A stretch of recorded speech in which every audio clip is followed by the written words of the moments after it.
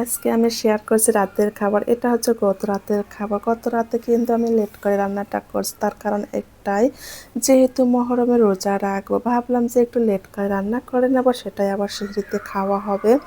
তবে এটা কিন্তু রাত বলতে ভুল হবে, এটা কিন্তু সন্ধ্যার পর পরে আমাদের অনেক পরিমাণে ক্ষুধা লেগে গিয়েছিল।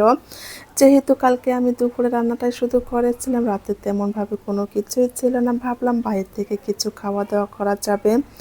এর মধ্যে আপনাদের ভাইয়াকে ফোন করে এই তো খাবার নিয়ে আসতে বলে দিয়েছে, আর ও কিন্তু এগুলো আমাদের জন্য নিয়ে এসেছে।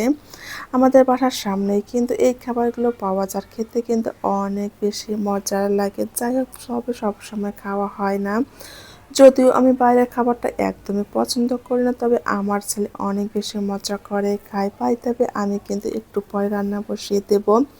যেহেতু আমি রোজা রাখবো, ভাবলাম যে একটু লেট করে রান্নাটা কমপ্লিট করে নেবো, এতে সেহরির সময় গরম গরম খেতে পারবো।